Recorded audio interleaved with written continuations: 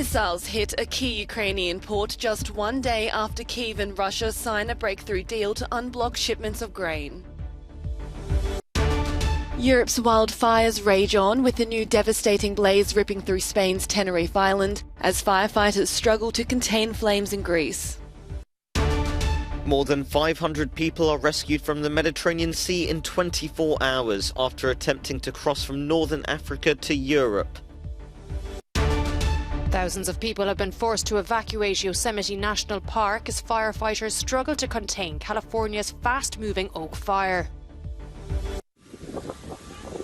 The ink is still drying, but missiles have rained down on a key Ukrainian port, just one day after Kyiv and Moscow signed a breakthrough deal to unblock shipments of grain.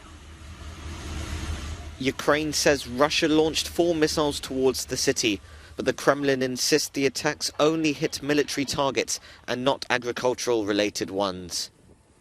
In response, Turkey's defense minister said the fact that such an incident occurred right after we signed the agreement on Friday really worries us.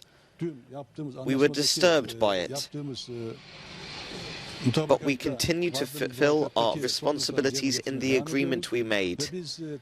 We expressed in our meetings that we are in favor of the parties to continue their cooperation calmly and patiently here.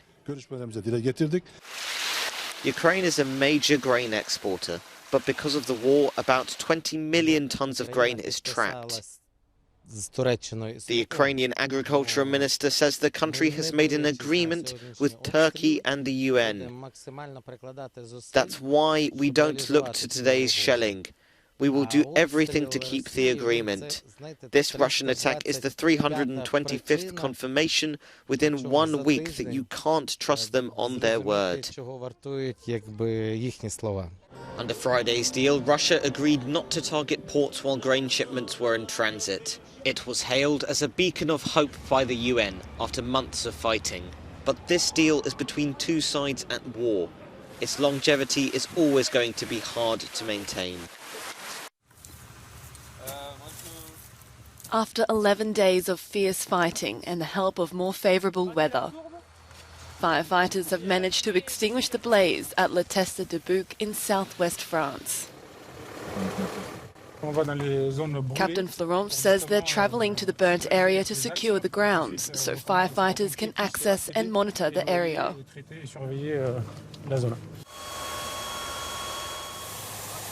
More than 19,000 hectares of pine forest has already been reduced to ashes in the Gironde region. In Spain, wildfires are still ripping through the nation, but the majority are now under control.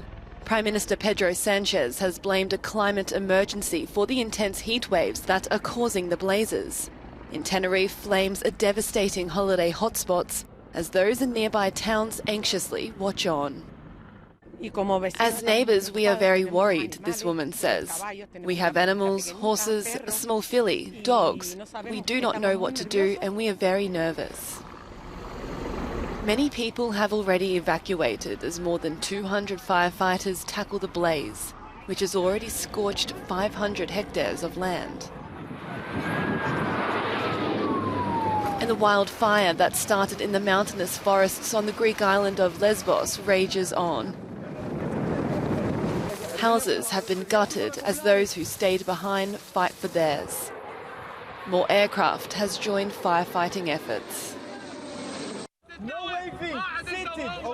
More than 500 people were pulled out from the Mediterranean Sea in 24 hours after attempting to cross from northern Africa to Europe. The German charity Sea Watch carried out 4 operations, rescuing migrants and refugees from overcrowded, rickety boats. Among those taken on board were a pregnant woman and a man with severe burns. And on Sunday morning, SOS Méditerranée, another charity, rescued almost 90 people, of which more than half were children, drifting in distress on the open sea. Sea Watch 3, which took in most of the people, is urgently asking for a safe port as the ship is unable to support so many people on board. According to the UN, over 32,000 migrants and refugees have arrived in Italy this year, In the same time, over 1,000 people are reported to have died in the crossing. Tunisians took to the streets this weekend, angry ahead of a constitutional referendum on Monday, which would transfer powers away from the Prime Minister and Parliament towards the President. Protesters are calling the proposals a coup.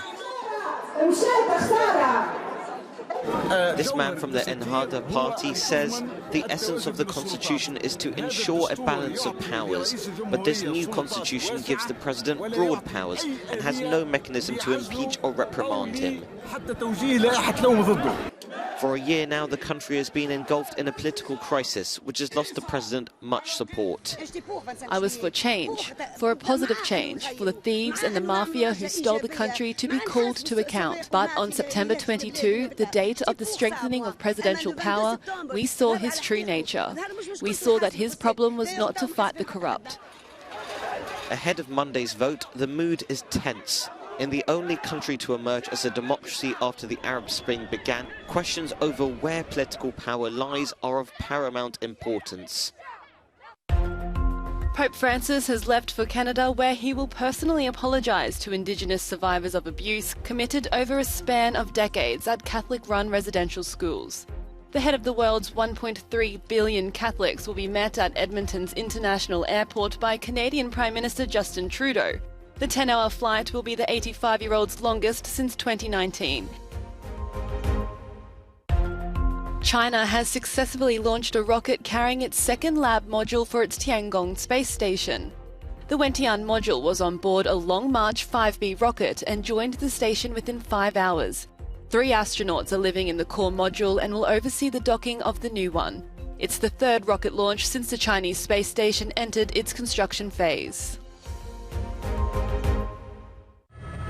Firefighters near Yosemite National Park are battling hell on earth as one of California's largest wildfires of the year continues to spread. The state's Department of Forestry and Fire Protection says the blaze has grown to nearly 48 square kilometres, while some 2,000 homes and businesses are without power.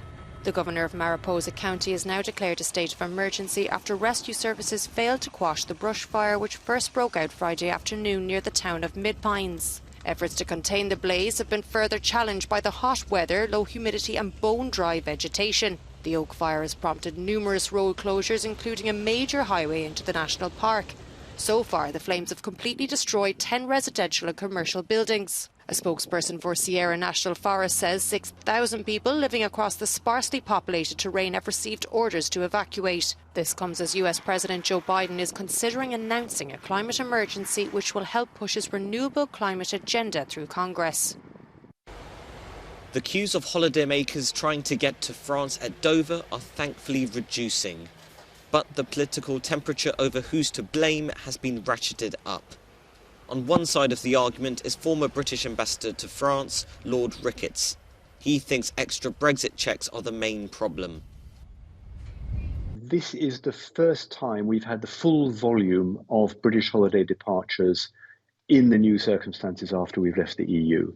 Because until April 2021, the transition period was going on and the rules still applied as if we were in the EU. After April 21, of course, it was the pandemic. And so this is the first holiday season where we've seen the full impact of the additional checks required after Brexit.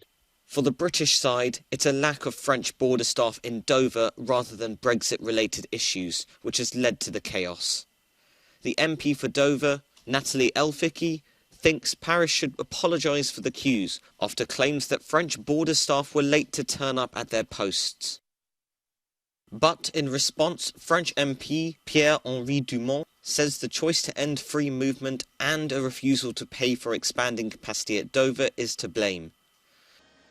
This is yet another saga in a series of recent spats between the British and French governments, with tens of thousands of holidaymakers caught up in the crossfire. And for some, it's unlikely to end anytime soon.